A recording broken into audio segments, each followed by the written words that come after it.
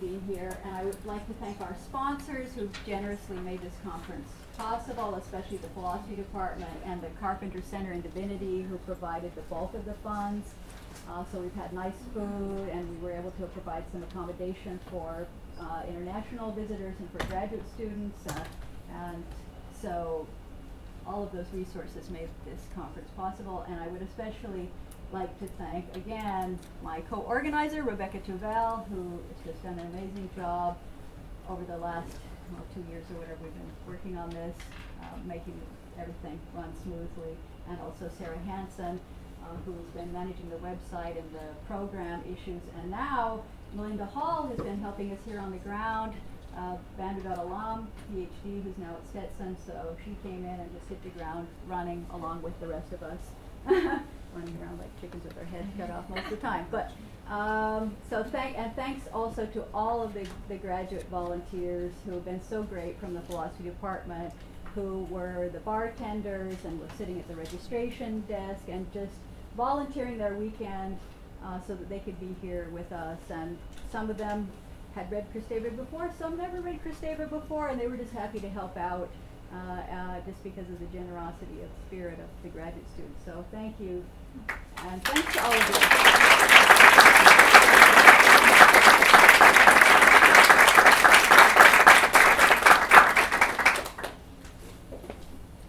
All right, let's give it a call here.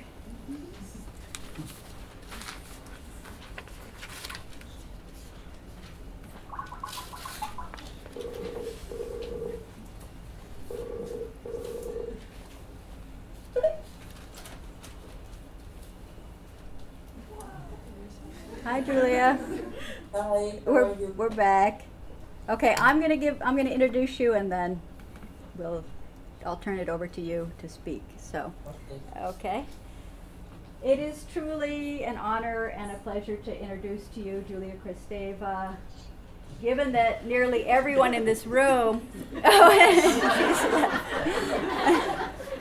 Given that nearly everyone in this room has devoted part, or perhaps most, of his or her career studying and writing on the work of Julia Kristeva, to say that Julia Kristeva needs no introduction in this case is not just a cliche, since you are all very familiar with her work.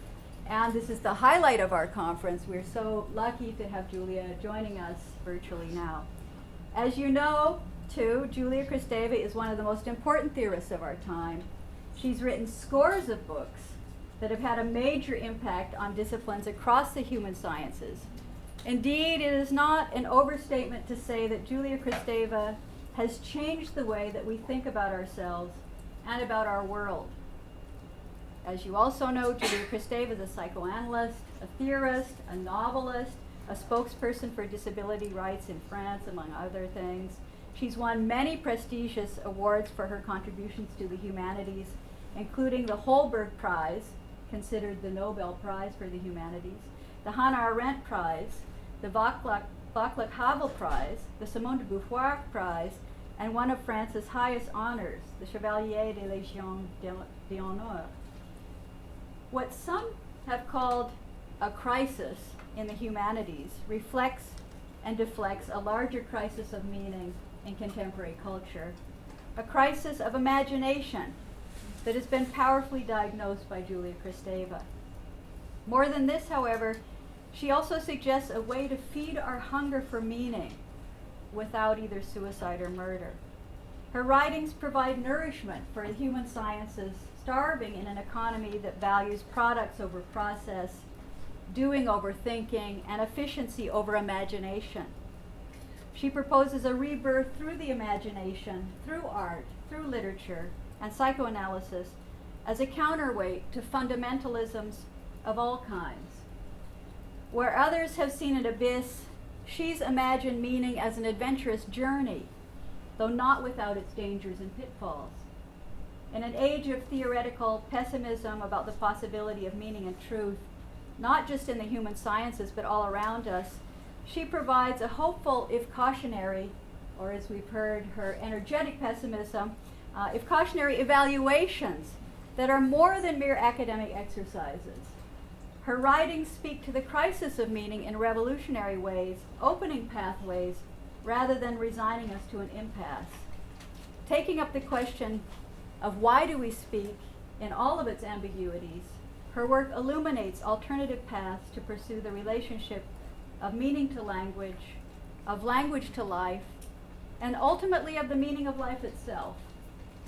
Julia Kristeva's hope that meaning can be forgiven through dynamic relations with others and passion for life is as important as her warnings that the foreclosure of questioning can lead to violence and war. If, as she says, peace is in crisis because we're lacking a discourse of life at the beginning of this third millennium, then Julia Kristeva provides the beginnings of such a discourse on the meaning of life and on the possibility of passion, which returns to us the hope for a love of life over and against the death drive. Julia is joining us via Skype this morning. We're very honored to have her at the Julia Kristeva Circle, where we've been discussing her work so intensely for the last 3 days.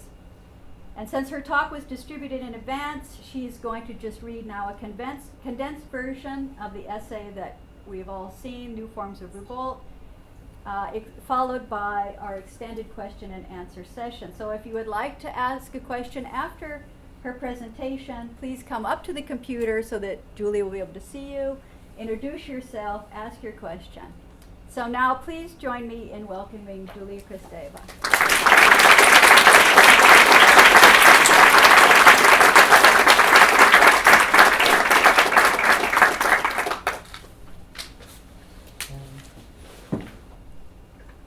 Dear friends, dear Kelly, I'm very happy, very honored, and truly moved to speak to you today as the second meeting of the Kristeva Circle nears its conclusion.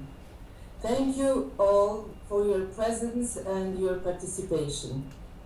First, I want to warmly thank Kelly Oliver, who for years has accompanied my work with her thought so close to my own, her intense personal research as a philosopher and feminist, and her extraordinary inventive energy as an organizer and activity leader.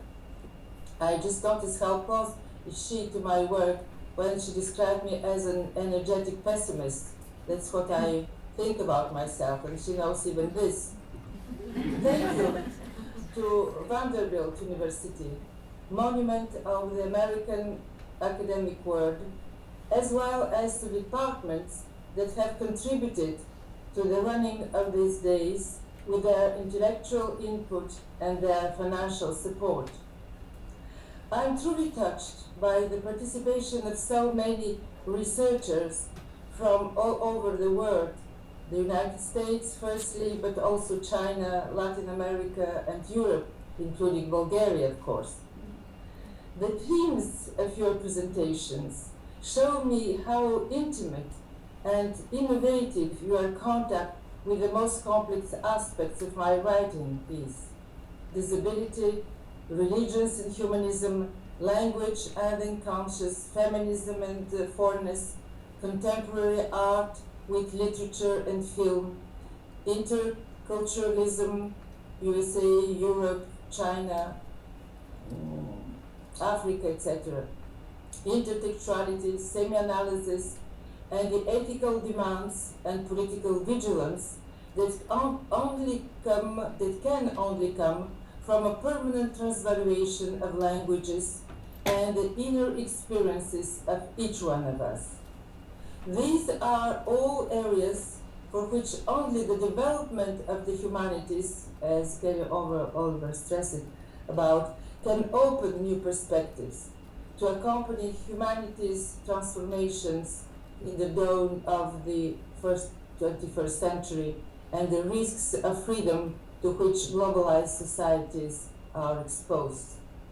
It is my hope that the works of the Kristeva Circle, their publication and their dissemination, will contribute to dissipate the threats that weigh on the humanities in time of economic and financial crisis, and that our ethical involvement will become more audible in international politics. You know me better than I know you.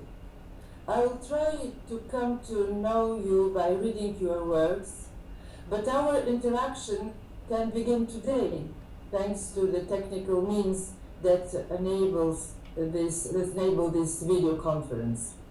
I would like to propose for you to introduce yourselves, each of you in your own way, with your presentation or a question, in the hope that this virtual contact will extend to further and deeper exchanges before a next gathering, in which I hope we will finally be able to meet in the flesh.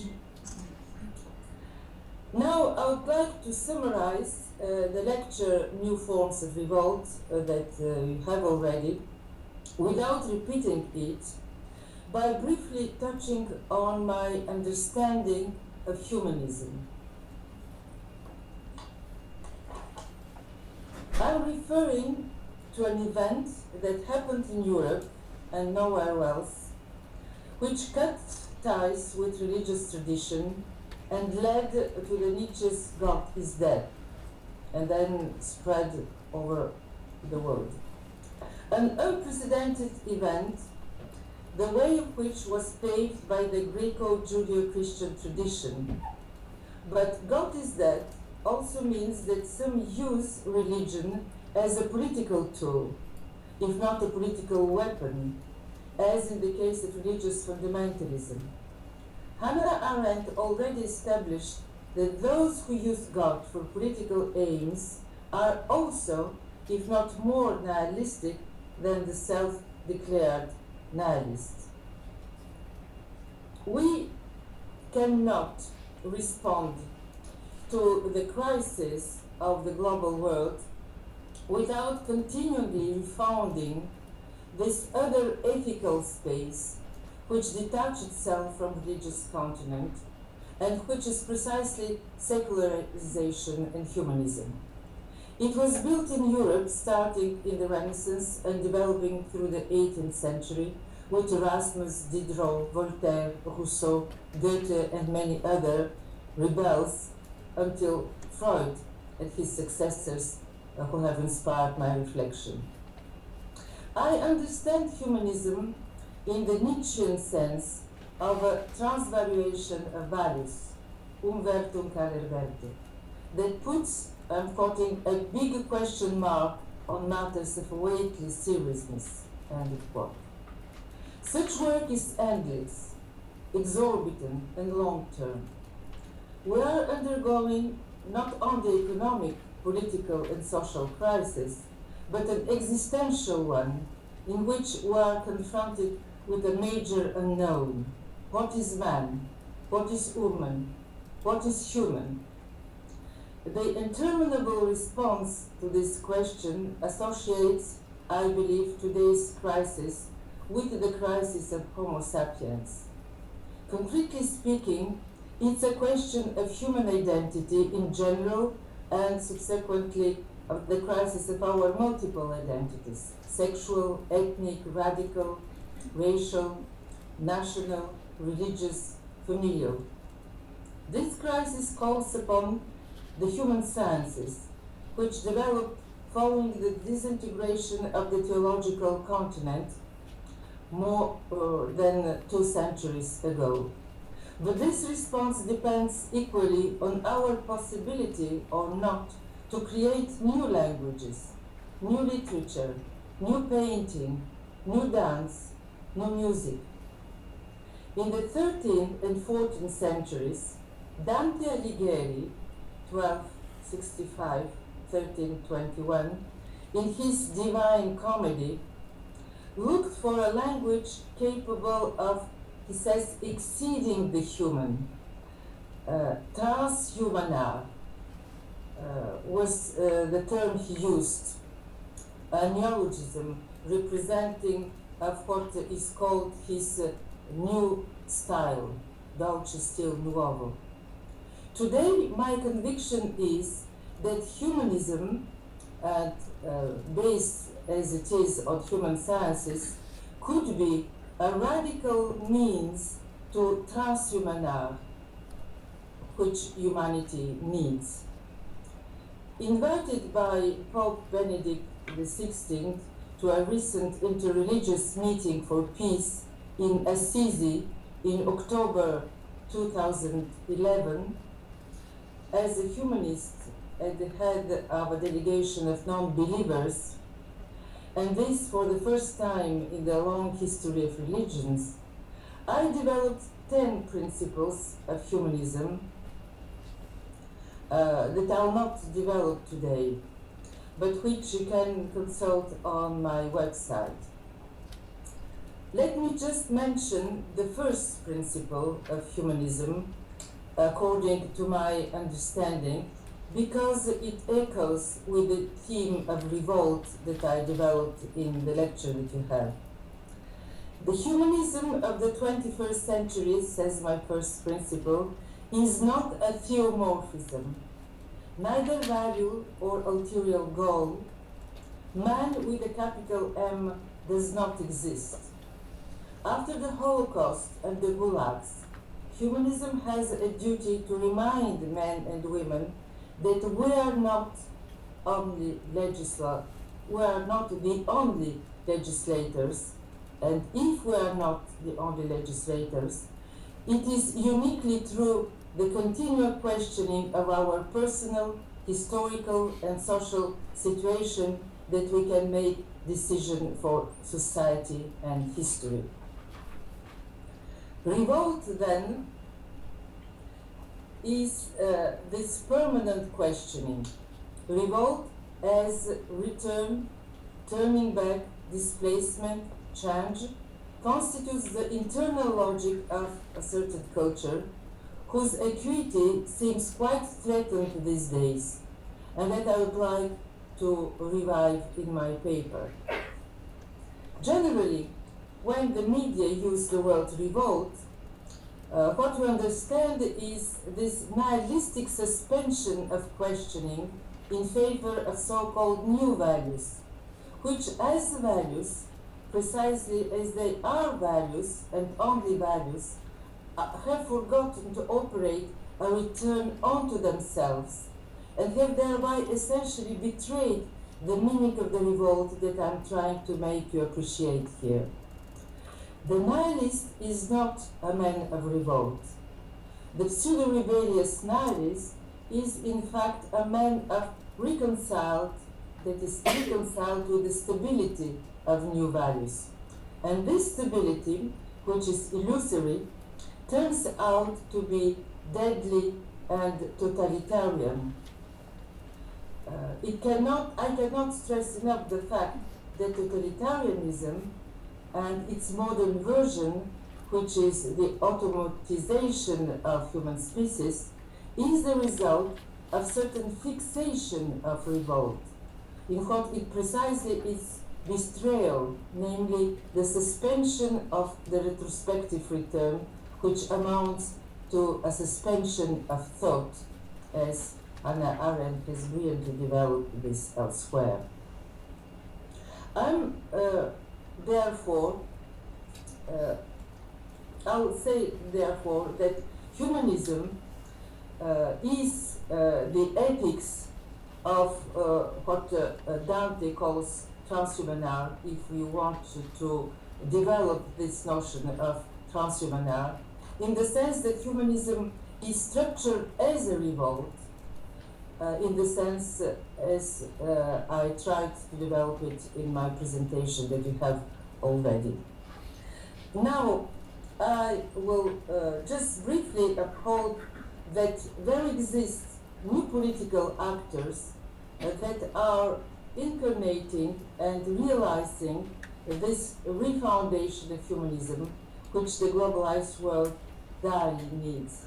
And I will take an example, two of these experiences, which cruelly lack of means of expression in today's codes of humanism: adolescence in want of ideals, and maternal passion at the crossroad of biology and meaning.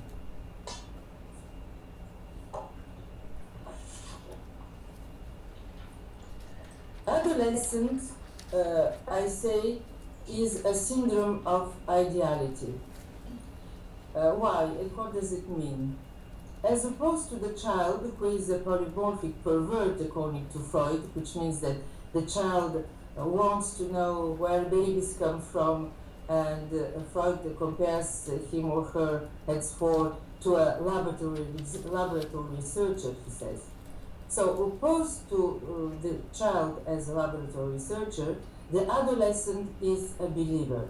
The adolescent is not a researcher in laboratory, he is a believer. The adolescent is a mystic of the object of love. He or she believes that there is a perfect object that he or she can love.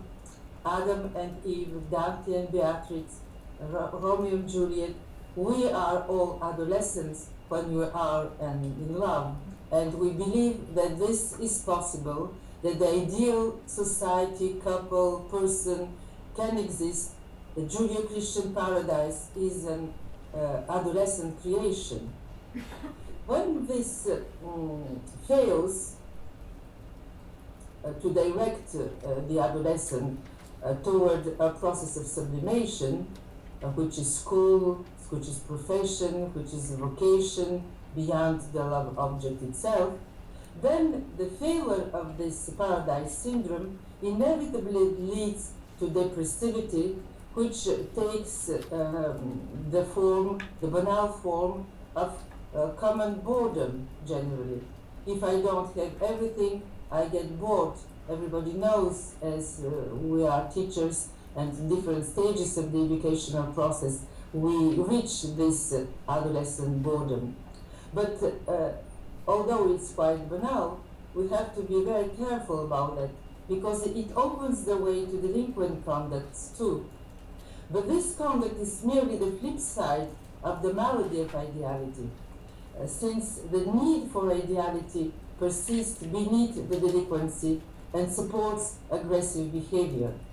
It is no way signals the abolition or to the ongoing destruction of ideality. The ideality is still there, but it's also always ambivalent, and its threat of destruction and no realization of the ideality leads the adolescent to aggressive conduct and self-destruction too.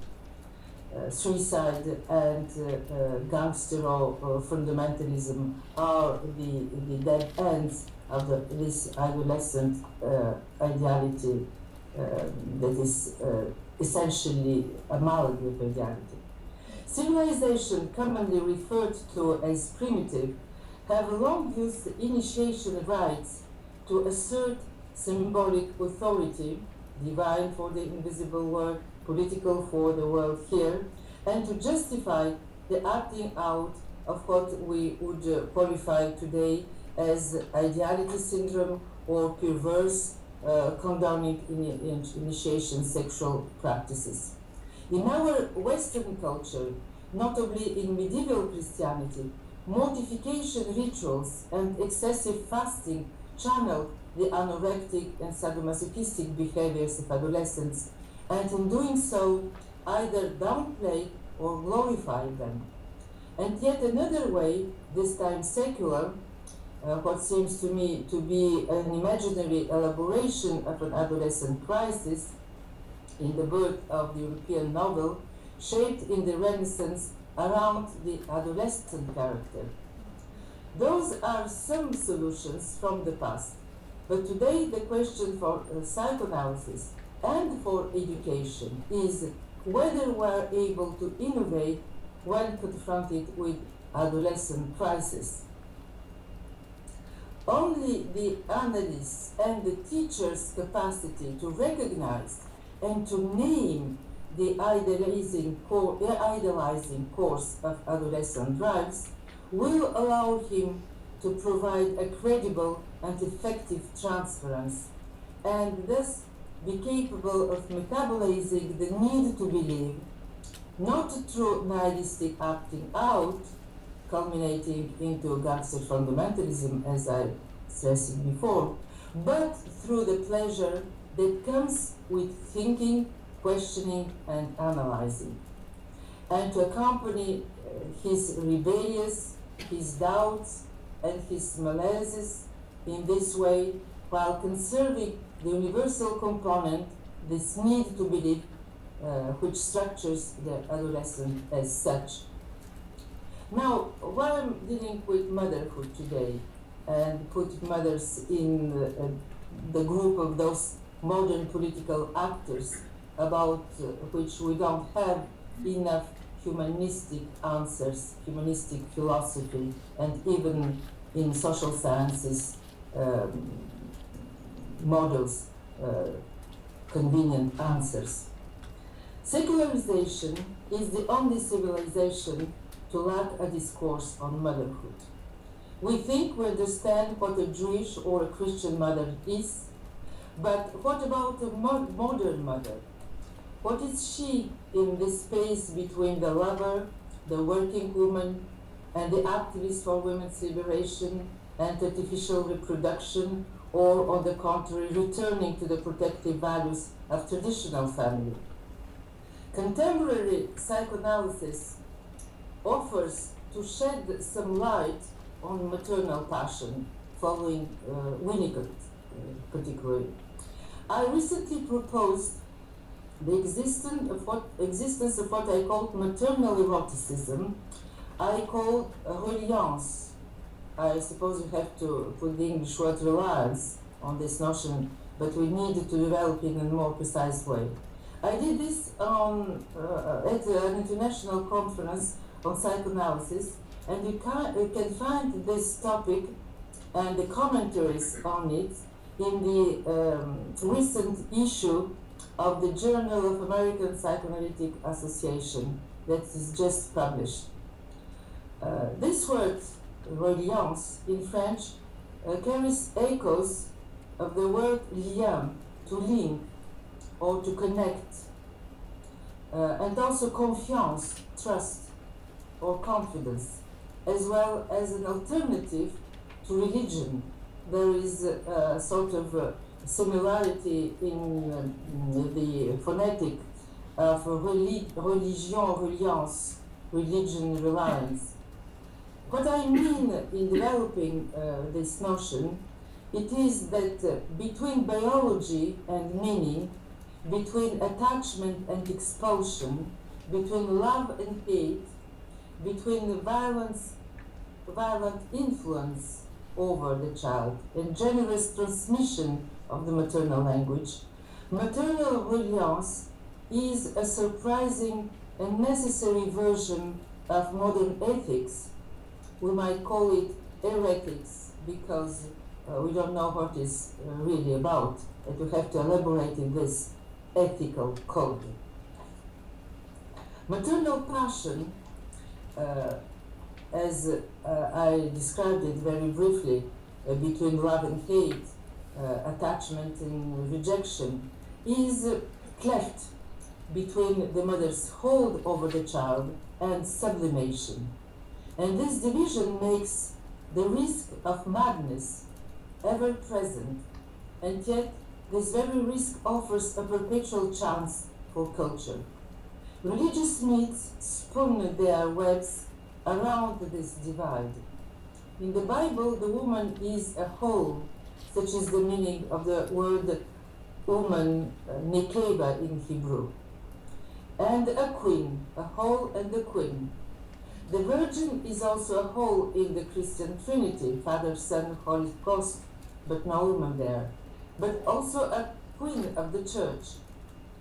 By these imaginary constructions, religions address this maternal division.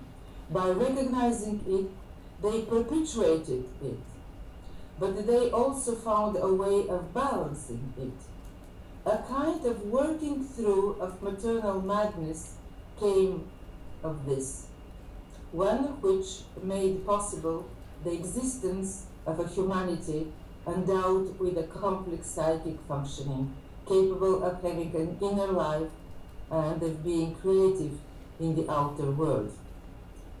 On the contrary, by turning all our attention on the biological and social aspects of motherhood, as well as on sexual freedom and equality, we have become the first civilization which lacks of discourse and complexity of the dramas of motherhood.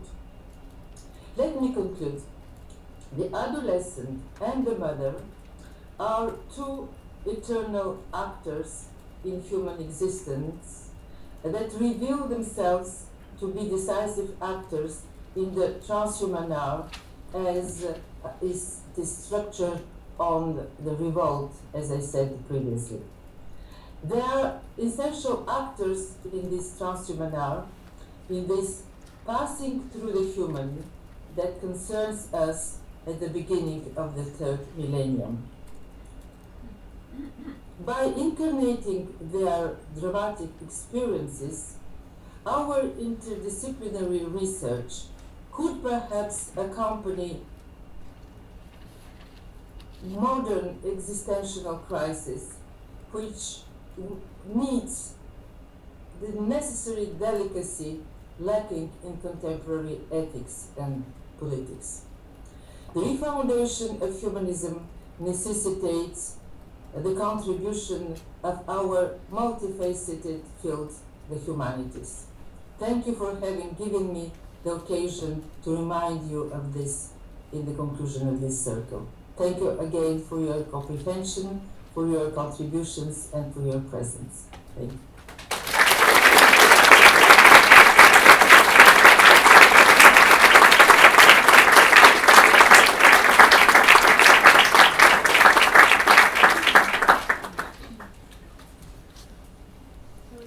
Like to ask a question, please step up to the computer and introduce yourself. Feel free to ask questions. Maybe questions that have been generated this weekend and questions about the presentation.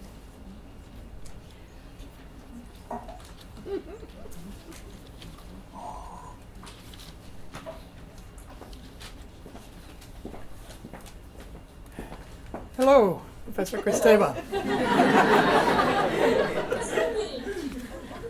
My name is Benigno Trigo, and I work at Vanderbilt.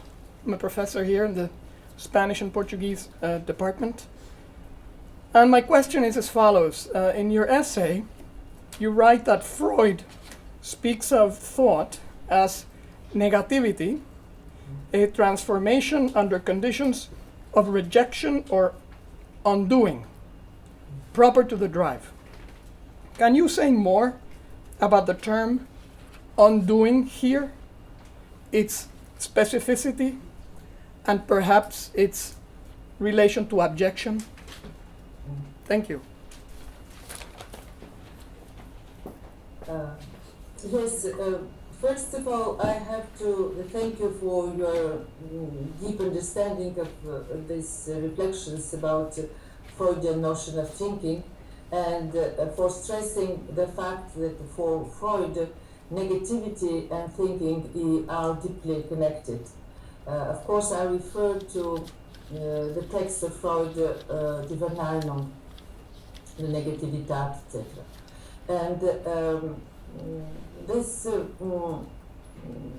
means two things in my mind that I would like to stress in connection with your question. The first is the heterogeneity of the thinking process, because the negativity that Freud makes obvious is first the negativity of the instinctual drive, which means the biological energy, be it electrical, hormonal, whatever. We can cooperate with biology now in order to understand better this material, I'll say, negativity, body negativity. And in the same time, we have in the Freudian notion of drive, the level of meaning, not only biology, but meaning, which is the interaction with the other. This process of negativity is the attitude that is built on by the baby and then the adolescent and every one of us in the social framework, which is the framework of the object relationship with the first other, the mother's breast, the mother as a person, the third figure, which is the father, and then the group. And this connection to the others makes what Freud calls in another text a revolution of the matter. The revolution of the matter, which makes that the instinctual drives, the energies, are psychically represented. I have some memories of them. In my brain, in the cerebral cells, there is a print, the traces, some marks of these energies, which will constitute the psychic apparatus. So we have here, with the notion of negativity, from the first time in the Freudian conception, the heterogeneity between the material and the psychic, and the position of the humanity as operating a revolution of the matter, because the human is always dual. There is a link between the individual and the other, and this link, which is observable, of course, in the animals, takes here a particular effect, a particular result, which is the psychization of the material. And this psychization is meaning for Freud. And it depends on the material, but also on the relationships with the other. The privilege of the otherness is what engenders the priority of the psychization, in a sense. So the objection here is an essential stage in this development of the psychic negativity. I developed this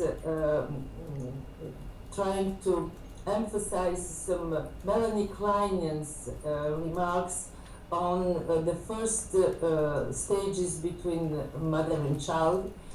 She understands these first stages as a very dramatic and even cruel relationship. She called the schizoparanoid position, and then depressive position. In less pathological terms, I call this primarily a relationship between mother and child, or what is not yet the mother, but only a partial object of breast, and the child is not already a person, but a person on a way of becoming a person.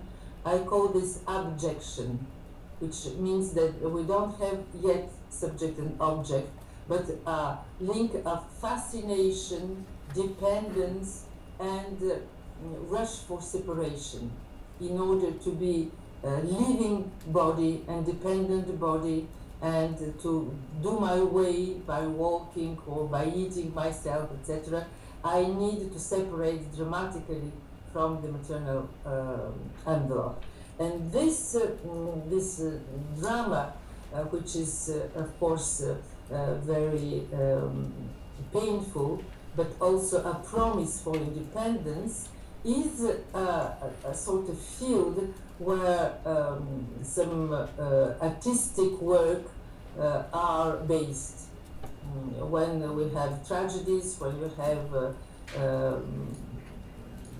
melancholic expression of human situation, our finitude, elegies, and even comics in comedies in some other way are based and rooted, I'll say, in this field of the objection.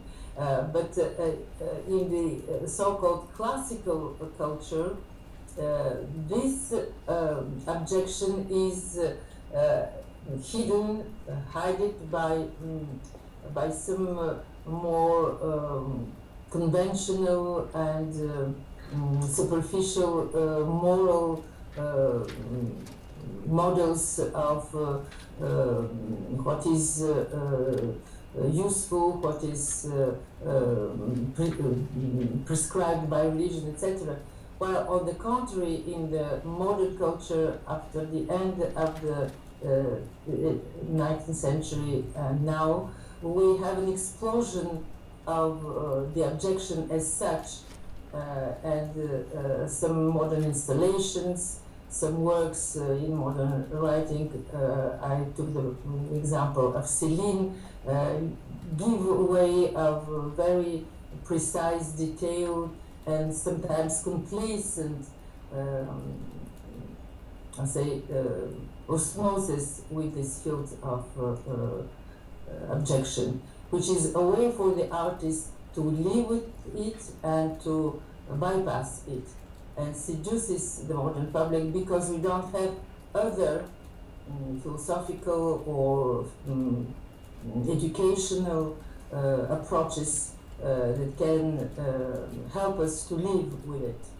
And this is the therapeutic, I'll say, even the ethical contribution of modern art concerned by objection to the modern culture. Thank you. Yeah.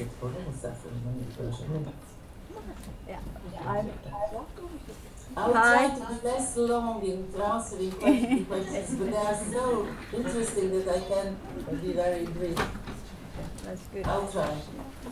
I have a question coming out of the presentation that you just gave. You hear a little bit of probably noise here as people are lining up, but I'll let them line up a little bit, and then I'll ask my question. So.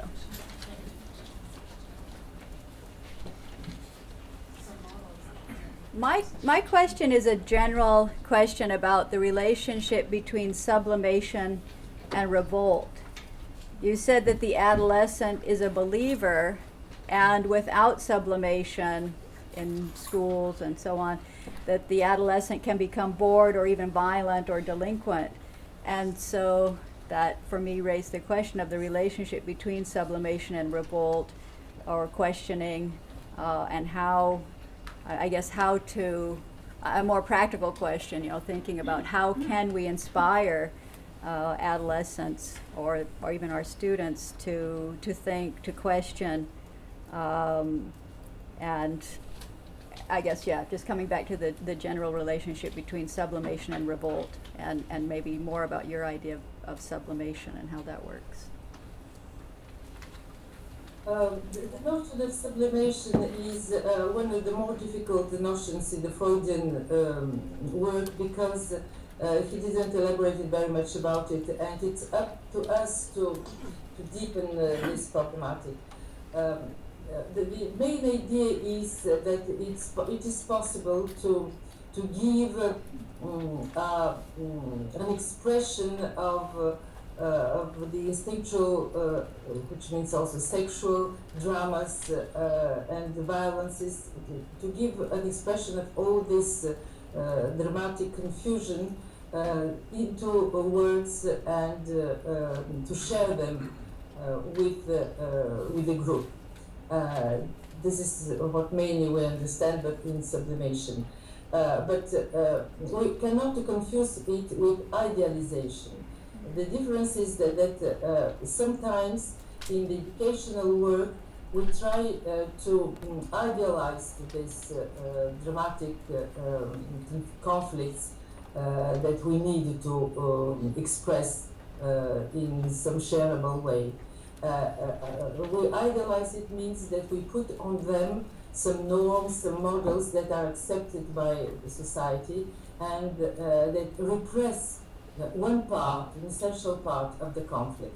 That don't give way to the expression of the complexity, which is all very often directed to the authorities, paternal, educational, politic, and so on. So we have first to be aware about the distinction between idealization and sublimation, and to give way to what is non-conventional, which is not politically correct, which is not beautiful, and which gives room to a more complex humanity, which about it we don't have maybe philosophical or educational spaces, but that invite us to find such kind of spaces.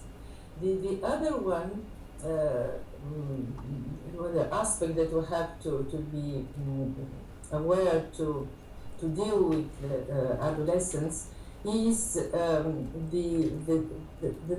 their sublimations need authority and a sense of limits, and it's something very difficult to deal with in modernity, where we hesitate between repressive authority and limits and no authority and no limits.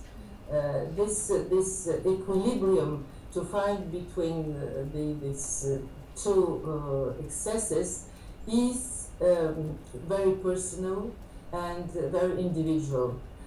Because I'll say, this is my position as a writer, as a psychoanalyst, as a mother maybe, that our society, the secularized society, is not mature enough in order to give reliable authority or normative link. I refer in saying this to the dialogue that was pursued between Ratzinger and Habermas, when they remarked that the modern societies are dismantled, and they wanted to push us to build, to elaborate reliable authority and normative link. I think we're not at that point.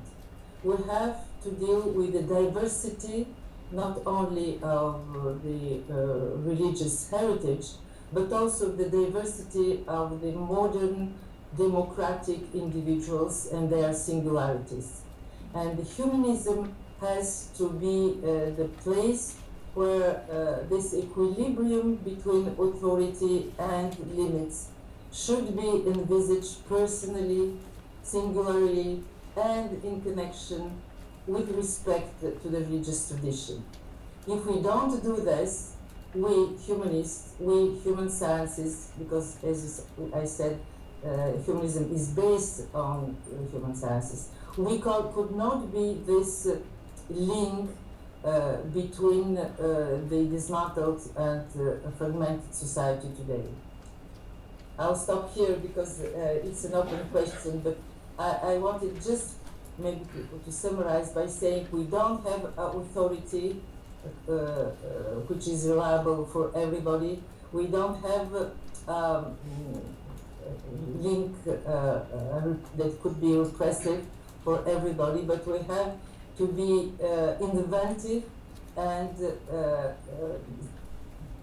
extremely singularizing, respectful for the singularities, in order to pursue the need of democracy and freedom, which means that this is very demanding and exigent, but invites us to really think profoundly in a very singular situation.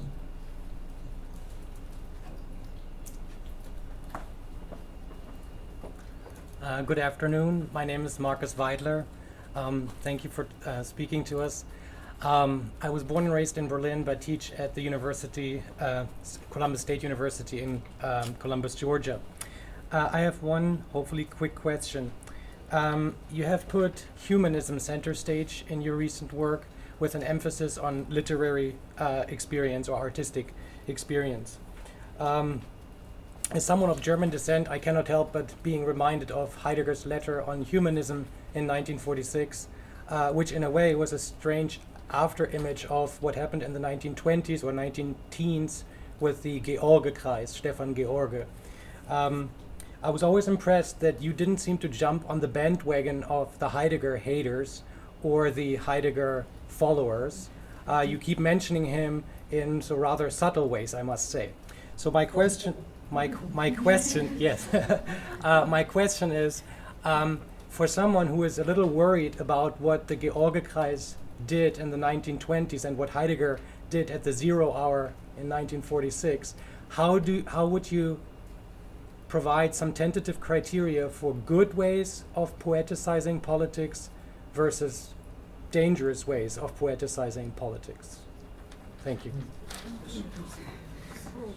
Well, this is a very essential question, and I'm afraid we'll be not able to answer it very convincingly in this small portion of time that we have to deal with it. You're right. We have to be very critical towards Heidegger political positions, and critical also in reading his philosophical work. Even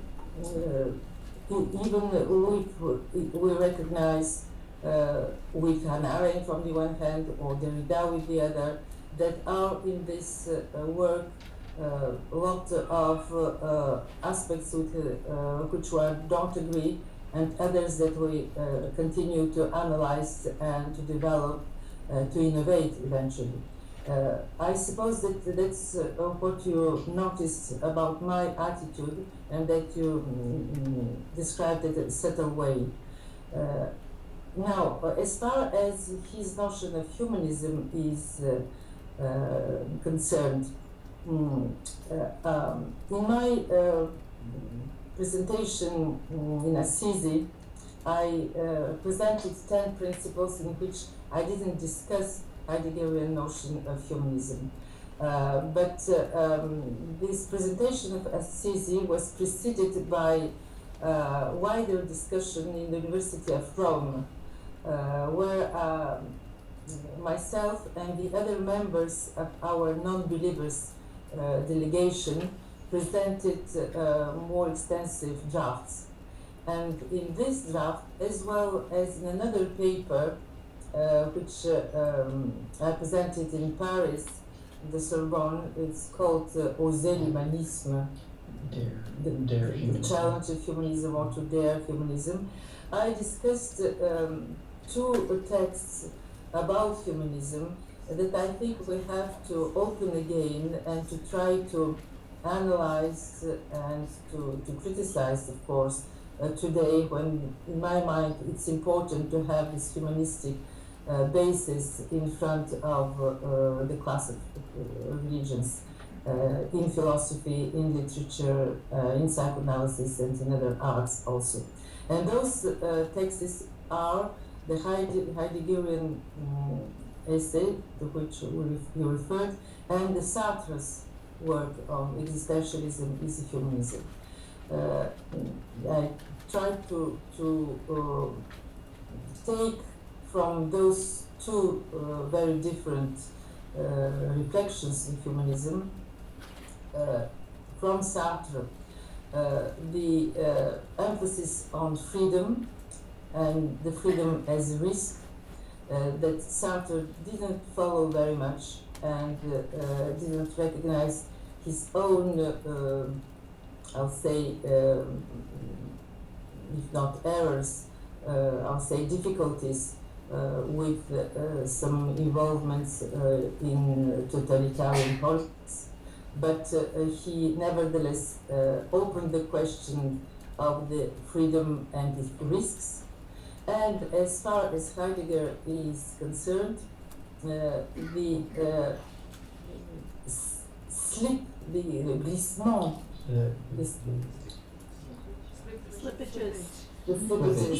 the slippage of his thinking from the dismantling, as he says, of the classical humanism as an illusion and as a naive philosophy, referred to sort of conservation of metaphysics from Greco and Latin origins, and to stop this, to the emphasis on the linguistic field, where the experience of human language as a way of thinking what you describe as poetization is emphasized and presented finally as a sort of new form of humanism that would be the poet, but also the path of the peasant on the earth.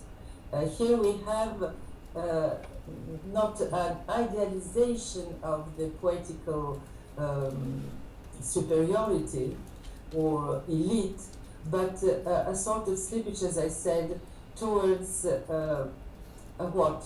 Is it the folk?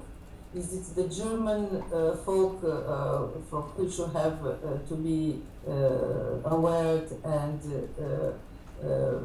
see the threat of popular cautious from the popular uprising and the revolution of the folk and all those values of the totalitarian dogmatism?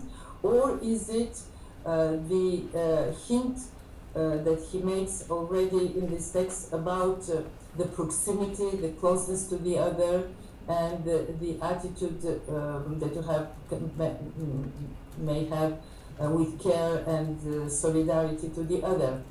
There are ambiguities here which we are not obliged to continue on the basis of Heidegger, but to see them as implicit in the capacity of the human being to share proximity and otherness through the polyphony of language, and henceforth to develop these linguistic capacities by the means of psychoanalysis, of the transference that gives us more comprehension of how it works, and also by taking into account the development of modern arts.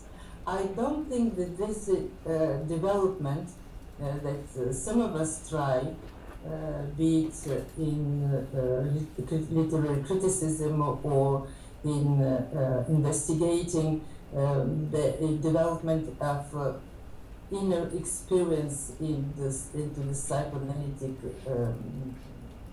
setting, those things are not in my mind only sub-models of Heideggerism. They are just developments of the potentialities of human mind, and we have to go in this direction without being afraid that it is a sort of complicity with the threats that we can see in some Heideggerian formulations.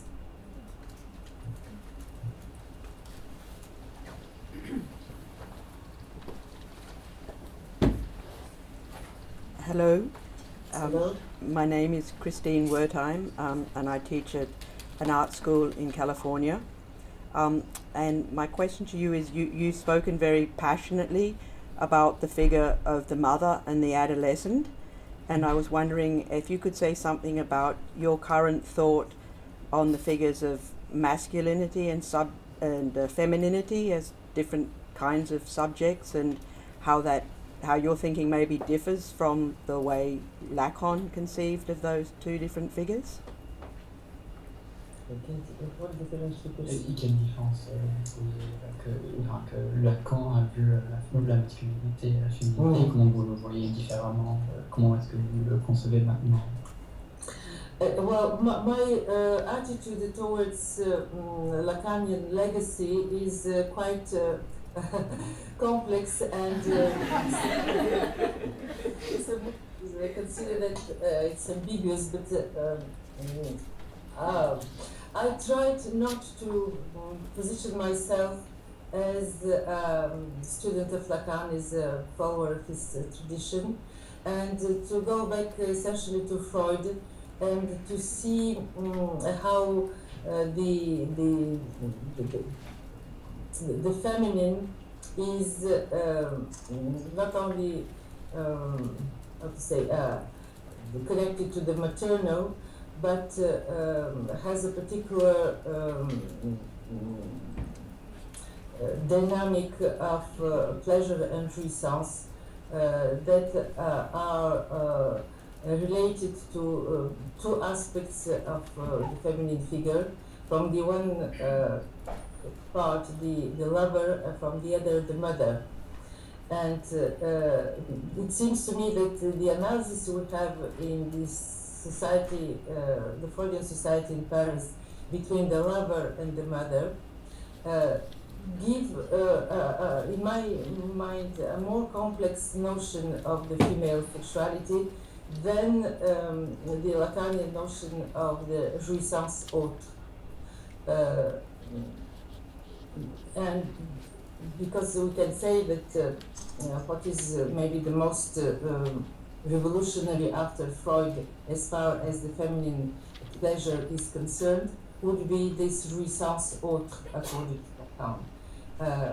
I will follow this some extension when I read, for instance, the work of Teresa of Avila or other peoples on the horizon of this jouissance autre. But it seems to me that as far as Lacan speaks about this jouissance autre, saying that women are particularly concerned by it, the way it speaks about it makes that this jouissance is also available to men. And on the other hand, so it's not specific only to women. On the other hand, he doesn't deal at all with the maternal jouissance, what I call the maternal eroticism. So, to summarize, I tried to get careful to my particular clinic with women and to elaborate the lacking aspects of it in the Freudian and Lacanian framework, and don't ask for me the question if I follow Lacan or Freud. I try not to fit with the previous models, and to elaborate this bi-faced feminine pleasure, maternal and lover, and then to open maybe another research that maybe I'll do in the coming years that will step from the bisexuality with men and bisexuality in women, and how this lover and maternal structure in women is developed in men between the sexual pleasure and paternal function, and also to introduce something that comes from Freudian groups and particularly from Ferenczi, and what is Ferenczi calls homoeroticism. I make a distinction between homosexuality and homoeroticism, and I'm very interested by homoeroticism of men and homoeroticism of women.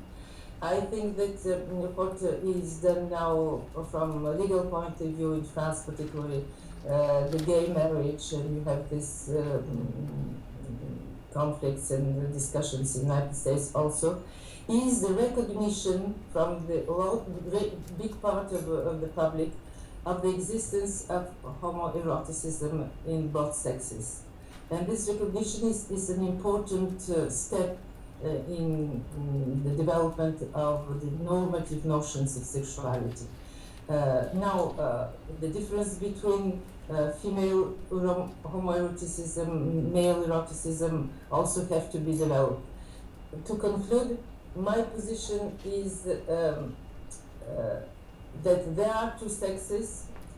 That's what I am accused to be differentialist and not universalist. This differentiation is not static, it is polymorphous, and the homosexuality exists in both of those aspects of the difference, and we have to see how these differences work, and also to elaborate better the maternal and the paternal eroticism, not only as social and legal figures, but as erotic experiences. So in order to conclude this, my conviction is that psychoanalysis gives us more subtlety, more precision, more complex view on sexuality than some gender studies do. Thank But you. we develop it. Thank you.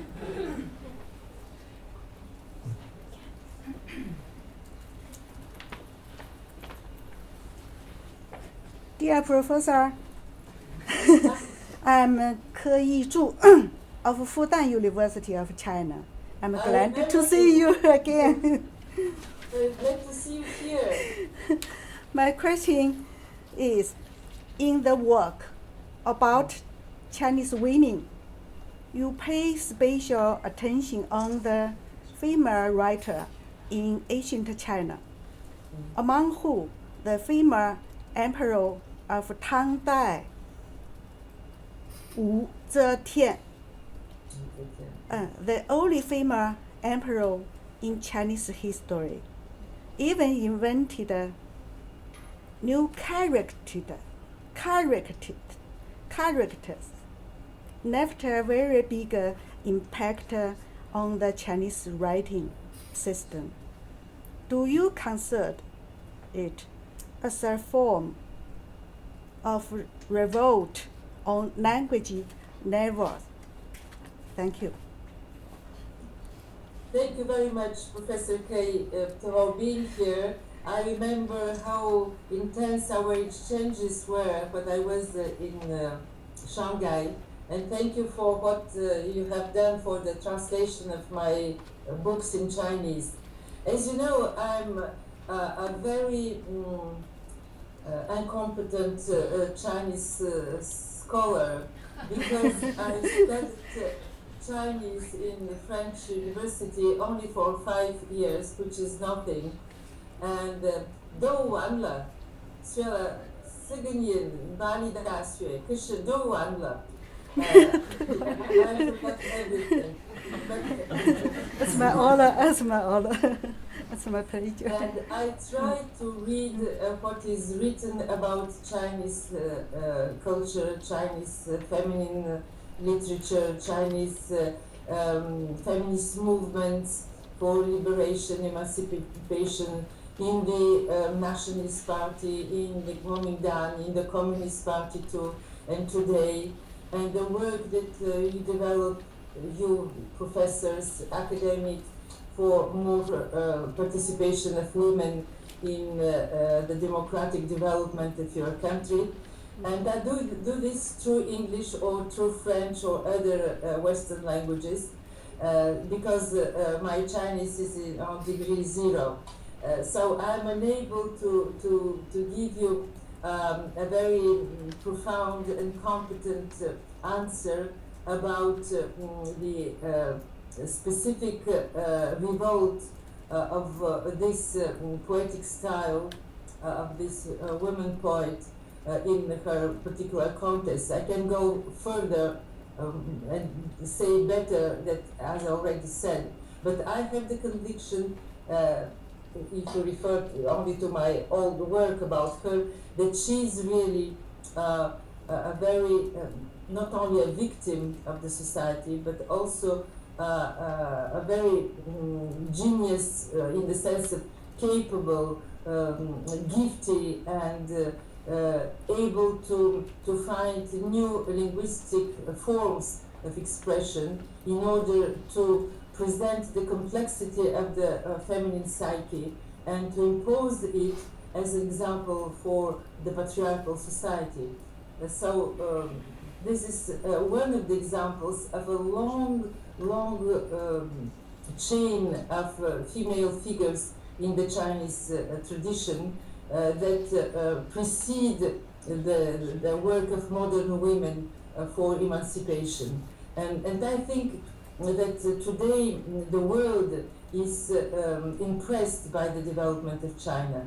And some people are afraid by the Chinese power and the Chinese future domination over the world, eventually because you don't see what is your traditional notion of freedom, of individual, and so on. But I say to them that we have to trust Chinese women, and the Chinese women in politics, the Chinese women in literature, and what you do now in the university, because those are seeds for the place that women can take in the modern world. So thank you very much, and I hope that we can do maybe one of the Kristeva circles or other circles in Shanghai University the next time, and to meet each other together in your own university. Thank you again. I hope so. Welcome to visit Shanghai Fudan University again. Thank you. Thank you. Thank you. Fudan, yes. Hello, my name is Elaine Miller. I'm a professor at Miami University in Ohio, in the United States. My question is about your discussion of the so-called suburban troubles in Marseille and Paris. And you have a very interesting discussion of the religious fundamentalist as an adolescent, as a pseudo-revolutionary. I think it adds a richness and a complexity to the discussions of some of the troubles that are happening all over the world, not just in France. But my question is, by focusing on the personal and the familial aspects of this struggle, this kind of eruption of religious fundamentalism and violence, it seems like there needs to be a place also for a discussion of the parents, if you like, the structures that force young people or not young people to have this adolescent rebellion that is a pseudo-rebellion. So in particular, I wanted to ask you about the role of racism in France, in the United States, in other parts of Europe, all over the world, in this development of a kind of adolescent pseudo-rebellion. And you talked about the failure of the French model of secularism.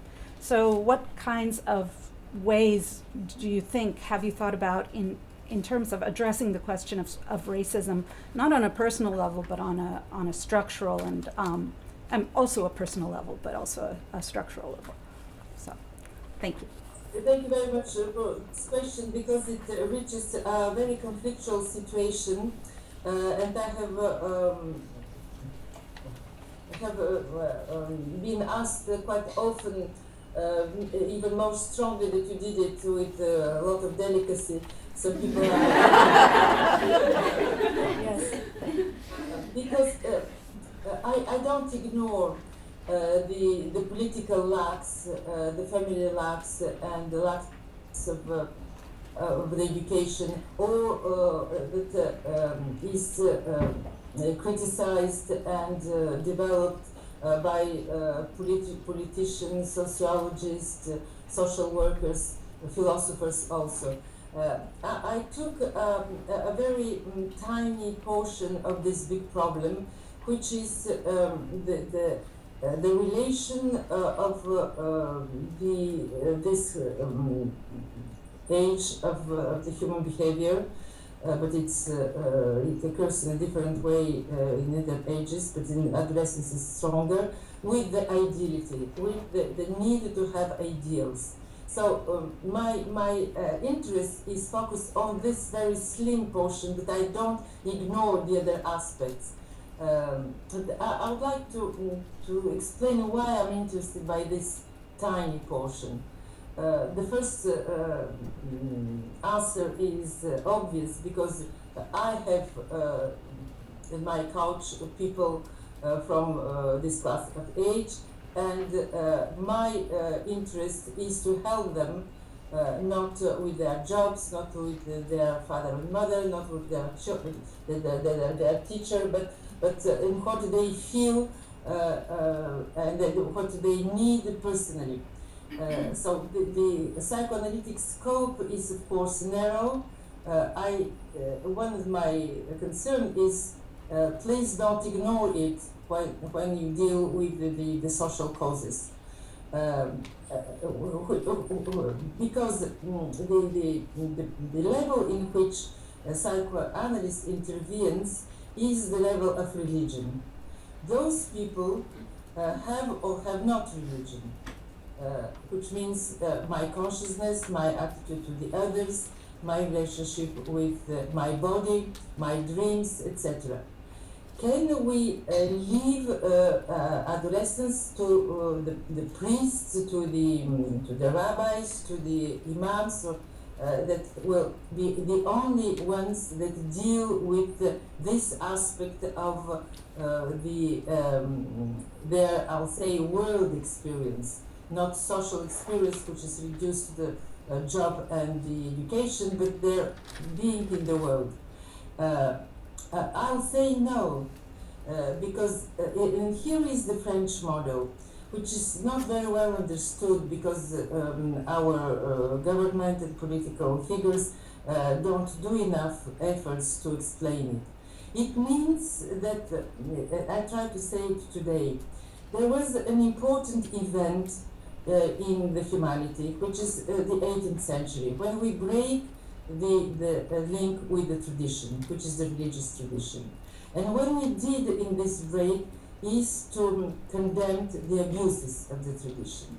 But we don't develop the benefits of the belief, of the ideality, of the moral values that comes from this tradition.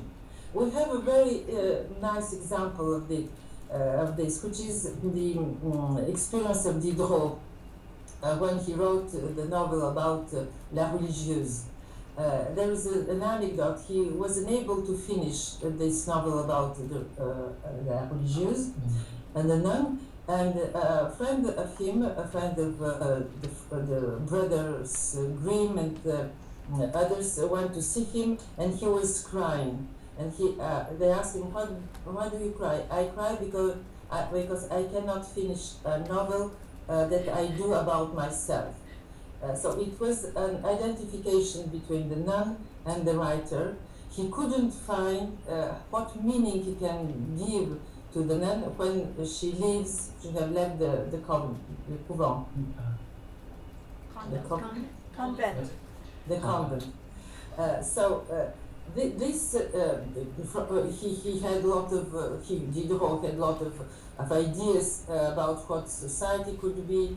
Human rights are already on the way of being formalized and expressed.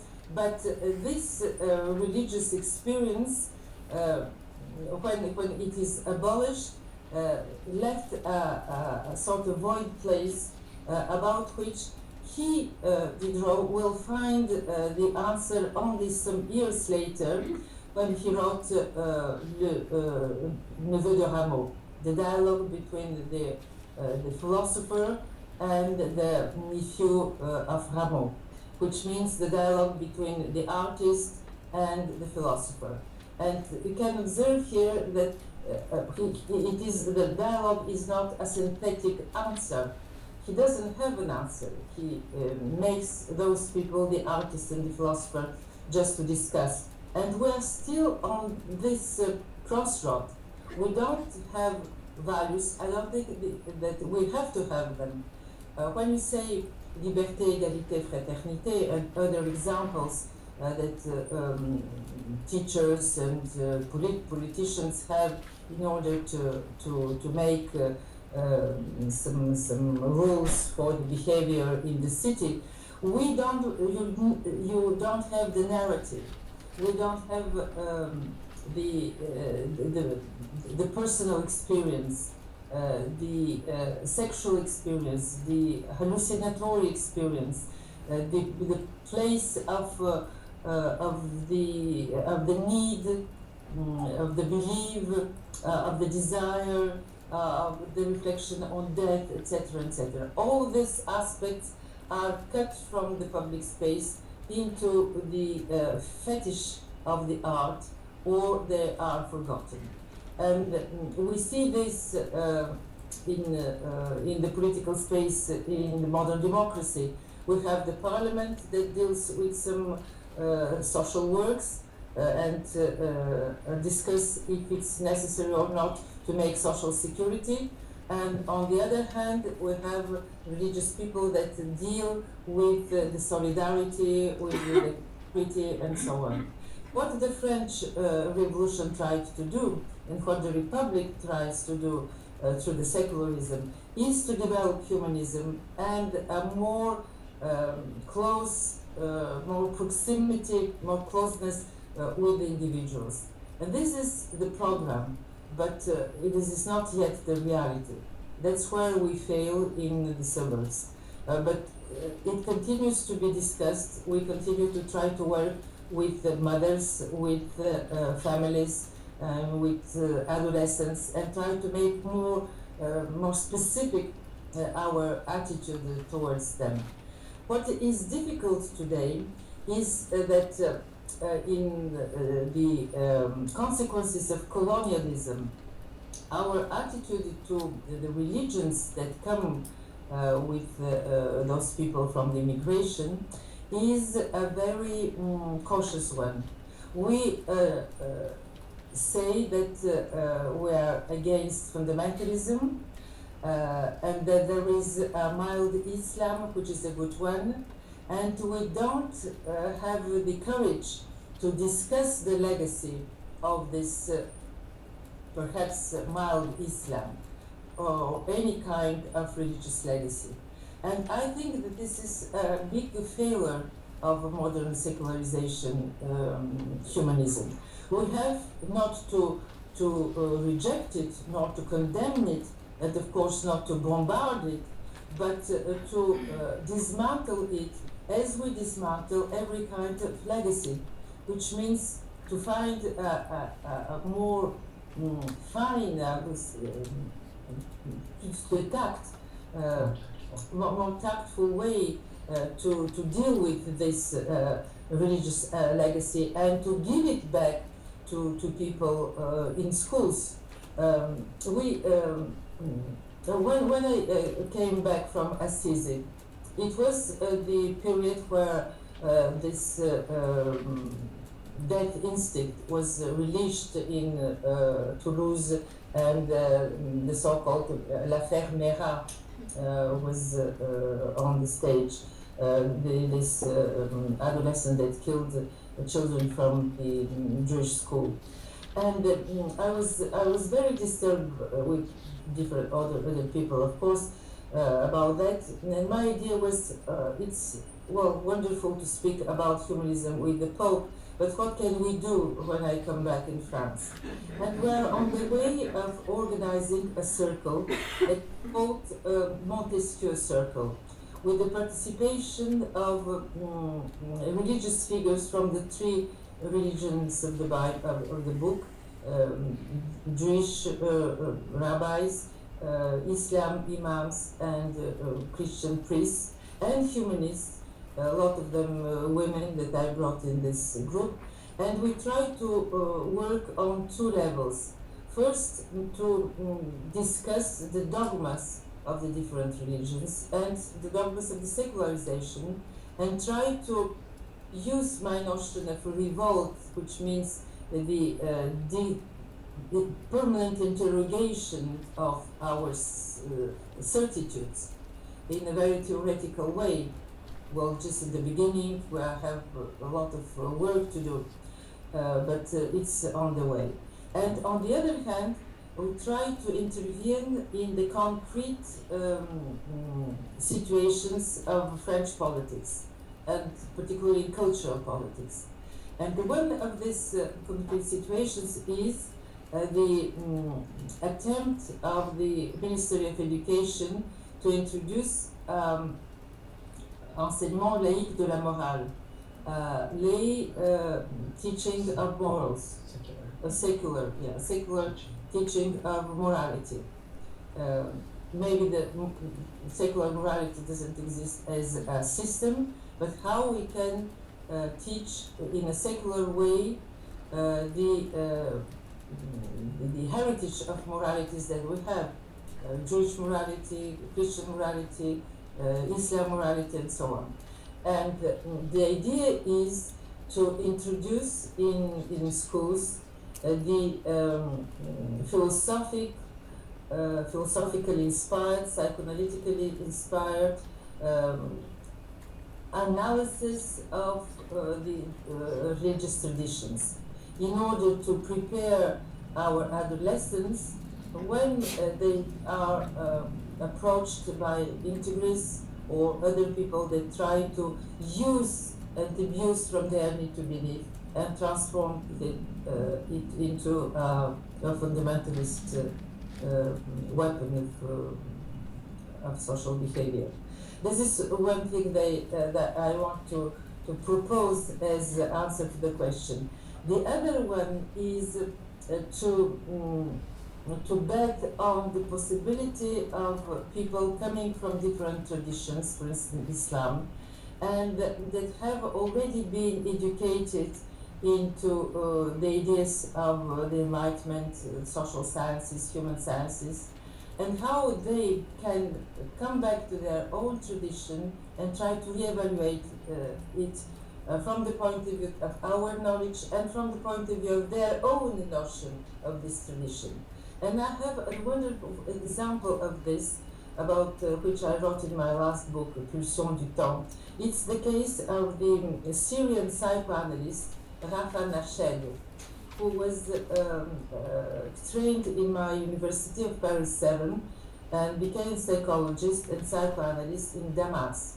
And she organized a group against phobia, phobothérapie, thérapie contre la peur. And when she went to come in France, she was arrested on the airport and she was put into jail because the government in Syria thought that she was organizing a revolt against the power. And we worked for a year and more in order to free her. One of the, now she's in Paris and she continues to work on her field. And one of the things that struck me when I tried to understand her case, who she was and what she was doing, is that she noticed that the translation of Freud into Arabic was based on a rhetoric where the Freudian words are translated into the rhetoric of sacrifice and suffering. And she found that contrary to this rhetoric, there exists in Islam a mystical tradition, for instance, particularly a tradition of the Sufis, Halalaj, where the relation to God is translated into a rhetoric of love, jouissance, bliss, sharing, flesh, and poetic rhetoric. And she organized a group around her with people coming from Morocco, from Turkey, and Damascus, in order to retranslate Freud into this mystical Arabic tradition. So this kind of legacy of our European tradition can help in order to understand how can we be into an inter-exchange, inter-action with the traditions, and not only to put our models on them. Okay, maybe we have time for one more question. Sorry, we're running out of time. I don't want to exploit Professor Kristeva's generosity with us, and our session should be coming to an end. So maybe a quick, one or two quick questions, and Two we'll quick have to and end. quick answers. Right. And if we have quick answers, if not, we'll end. Good evening. My name is Beata Stawarska. I'm a philosophy professor at the University of Oregon of Polish origin. I would like to ask you about how you perceive your early work from the 1960s and 70s dealing with largely with linguistic and structural analysis 50 years later. Do you perceive this work as having continued relevancy within your project as a whole, or do you think it has become perhaps superseded by other approaches, like psychoanalytic approaches to language?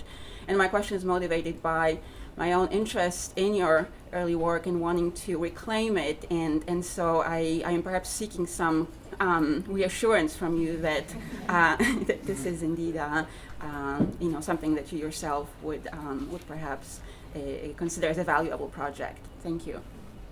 Thank you very much. Please continue to work on this first. It's for me very important, and I think it's necessary for me. For instance, even now, when I wrote my book on Proust, I tried to use some knowledges that I had previously about metaphor, about intertextuality, and so on, in order to about syntax, in order to make obvious how the impact of Proustian memory and the Proustian novel, Proustian philosophy, Proustian aesthetic credo is dependent on the technique of language. And if you don't have this semioanalytic concepts and other technical refinements about language, we cannot perceive precisely what kind of basis is developed in the novel and on what linguistic basis is built the impact on the human mind and the human position in philosophy or society. So it's the basis that we have to continue. This is why I do it continuously now with my students. I still teach in some classes things from this first stage of my work, but also it's very important in the context of the hyperconnection and the utilization of language on internet with the very condensed way of thinking and speaking, partialization of the phrase, changes of words, etc., which can give some benefits in terms of speed, but which also makes a sort of amputation of the complexity of symbolism in my mind.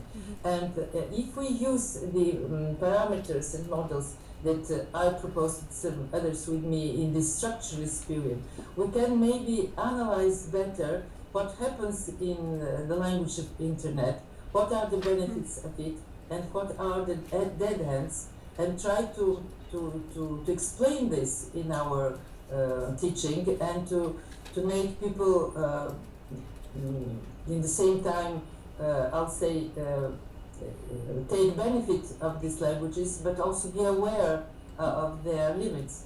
So it's a way of investigating the symbolism and the asymbolism of the hyperconnection that we don't use enough now. I was very glad when I was last year in University of Fudan, Shanghai, how interested they are by this structuralist approach to language and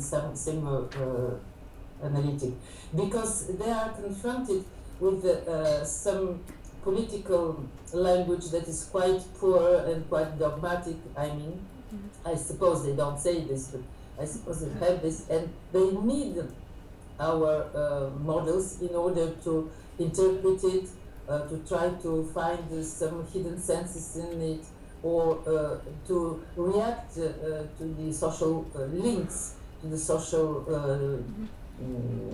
constraints also through this semioanalytic models. And I remember that when we developed them in the 60s and 70s, it was the period when the dissidents before in Poland, in Czechoslovakia, in Russia, in the Baltic countries were semioticians.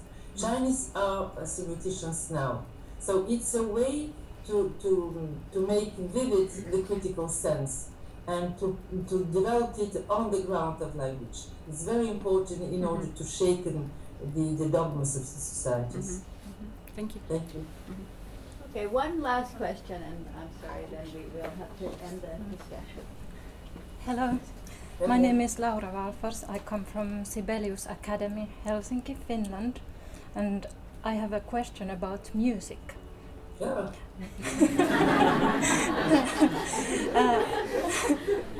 As a musician, I think that your idea of the processual nature of art and the emphasis you put on the sensible and the intimate in your work on Revolt could very well be applied to the analysis of musical practices. for I think that the embodied activity of musicians can be a very effective form of revolt. But however, you seem somewhat reluctant to consider music seriously as a cultural practice of signification, or as a practice in which the full realization of the activity of translation, so essential for the revolt, would be possible. In La haine et le pardon, you even ask if music would take on the risk of emancipating from ethics. Do you really think, as you write there, that music has no other end but its own construction? Or is it just necessary in the framework of your thinking to preserve music, or the metaphor of music, as the other of language, as something before and beyond language? Thank you. Thank you. Thank you very much. I'm not reluctant to music. First, I'm overwhelmed by the influence of music on my mind, my body, my dreams. But I confess that I don't have the capacity as other people around me, my sister or my son, have with music. And this is something very, I give you something very personal, because you are friends in the Kristeva circle. In the end, I'll be very, very familial and maybe, how to say, very intimate. My sister was the musician in our family, and it was impossible for me to do better than she. And she was the one that played piano, played violin, and she went to Moscow in the academia. So this concurrence, maybe I was less gifted than her. I didn't know, particularly incapable. So this explains maybe why I don't deal with music. So you know everything about me now. But she became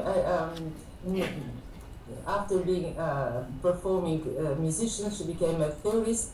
Her name is Ivanka Stoyanova. Maybe you know her because she publishes in German. She goes very often in the European northern countries, and she's a good theoretician in musical theory. So in this rivalry, it was impossible. But to another level, I have to say that if I said this about music, it's because of two reasons. The first one is maybe in order to praise not the priority but the particularity of art that deals with language, poetry or novel. Because the bifolded level of the linguistic sign, signifier and signified, the fact that we have a form and a meaning makes, in my mind, literature, verbal art, directly in touch with social and political agendas, and therefore with ethical issues. It is not a priority, it's a difference. Why it is not priority? Because, as you make a hint, the musical development, the musical impact on people is beyond this field, but it's more connected with not the social but extra-social experience of humans. Particularly, you see the impact of music in religions, and poetry tries to compete with this musical effect of music, and it cannot reach the same level. It's more handicapped than other arts in this trance passing the signifier, the notions. So there is a priority of the musical in this sense, but I will say that we will be here in the field which passes not only the human but the ethical too. And this dimension is very important to preserve. We have to elaborate in this notion of humanism as an ethics of bypassing the human transhuman art as it is structured as a revolt. We have through music to invent another kind of dimension of the human behavior, which is more than this ethics, and which is the ethics of what Spinoza already noticed about the jouissance, the more than pleasure, another stage of human mind where the infinity of the thinking process is present as such, without the finitude. And this level is to be, of course, introduced in my notion of transhuman art. So I'm very glad that we reached these high levels and we made them be present on the earth of the circle. Thank you very much.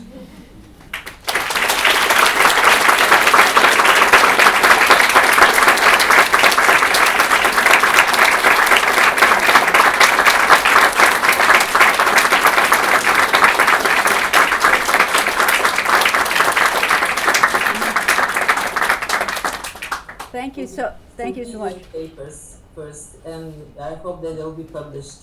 Yes, we'll work on that. And thank you so much. I know that probably most of us will remember this as the highlight of what has been a tremendous conference. So thank you so much for joining us here at the Kristeva Circle. Thank you so much.